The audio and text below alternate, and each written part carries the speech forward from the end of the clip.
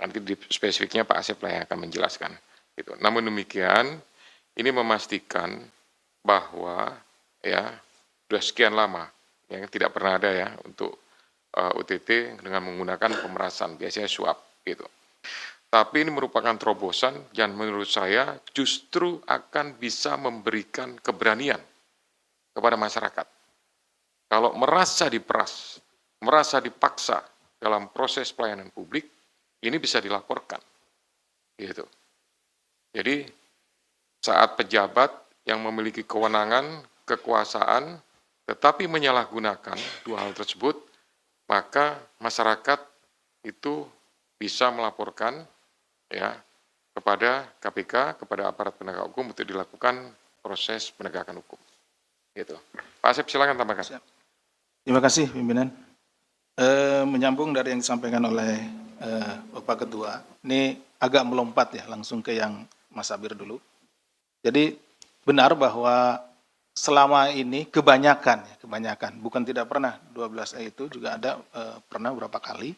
Nah, kalau kita melaksanakan penyelidikan yang kemudian setelah menemukan bukti-bukti dilakukan tangkap tangan, itu orang selalu berpikir bahwa ini penyuapan menggunakan pasal-pasal suap, di mana penyuapan itu antara pemberi maupun penerima itu sama-sama kita proses, itu yang itu.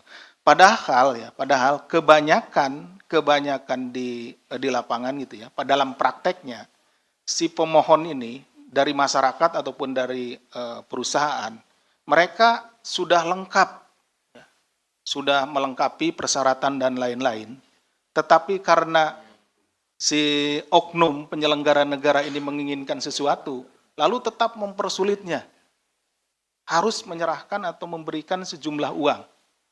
Nah, ini akan menjadi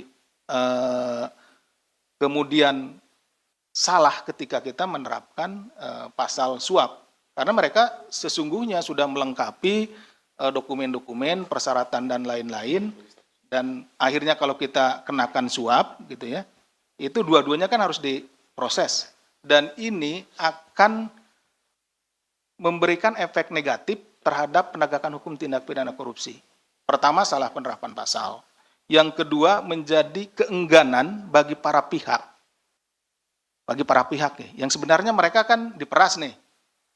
Saya takut lapor. Kenapa? Karena nanti kan diterapkan pasal suap. Saya jadi tersangka juga gitu kan. Nah, seperti itu. Padahal kalau dengan pasal pemerasan, yang menjadi tersangka adalah pihak yang melakukan pemerasan.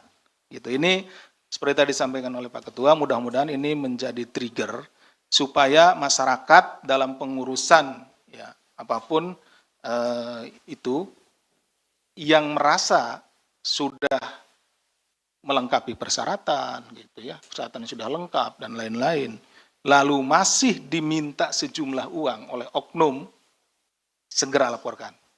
Itu adalah pemerasan. Yang melaporkan tidak akan kena. Seperti itu. Nah, jadi jangan takut nanti kalau saya lapor malah kena penyuapan gitu. Akhirnya saya juga ikut jadi tersangka. Nah, itu seperti itu. Nah, ya Mas Sabir. Kemudian tadi sudah dijawab sendiri oleh Mas Sabir terkait penggunaan pasal 12B besarnya, ada penerimaan-penerimaan lain nanti yang tidak bisa para tersangka ini jelaskan dari pendapatan-pendapatan yang sah gitu ya. Sehingga itu bisa masuk ke penerapan pasal itu. TPPU. Kemudian untuk TPPU-nya benar, tapi nanti kita lihat dulu. Ini kan tahap awal nih, harus segera kita dalam waktu 1 kali 24 jam kita menentukan orang-orang yang ini seperti apa. Itu apakah dia menjadi tersangka, itu kan, atau tidak seperti itu. Kemudian juga pasal yang dipersangkakannya. Jadi ke depan tentu seperti tadi disampaikan oleh Mas Sabir, kalau dia uang yang diperoleh dari yang kita duga dari hasil tindak pidana korupsi ini lalu dipindahkan, dirubah bentuk dan lain-lain dan masuk kualifikasi pasal 3 gitu ya di TPPU, pasal ini ya nanti tentu kita akan lapis dengan TPPU gitu. Bisa ini nanti ditetapkan kembali. Kemudian terkait dengan tadi saudara IEG ini, sebagai di dalam jabatannya sebagai wakil menteri itu ada punya fungsi kontrol. Seharusnya setelah dia tahu bahwa ada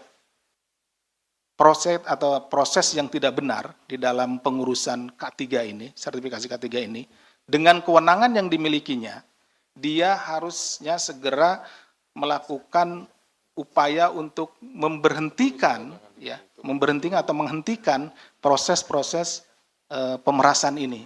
Tetapi pada kenyataannya justru setelah dia mengetahui kemudian dibiarkan, bahkan meminta ya, karena ada sejumlah uang, kemudian juga ada motor gitu ya dari sana. Nah di sanalah gitu, fungsi kontrolnya tidak dijalankan, kewenangan yang ada pada dirinya itu tidak dijalankan seperti itu. Itu mungkin tambahan dari kami. Terima kasih. Ya, saya tambahkan dikit tadi yang kurang ya. Peran daripada GAH tadi ya, pertanyaannya. Ini sebenarnya menggantikan IBM yang bersangkutan itu. Jadi IBM karena ada temuan Inspektorat Jenderal di Kementerian Tenaga Kerja yang menyatakan bahwa proses K3 itu ada yang disalahgunakan, makanya dia dipindahkan. Itu, tapi masih berperan, nah digantikan oleh GAH itu. Nah, tapi apa yang dilakukan hampir sama dengan IBM gitu, dengan tetap memanfaatkan para PJ K3. Itu tambahannya. Baik, terima kasih Pak Ketua dan Pak Deputi atas penjelasan dari 3 penanya ya.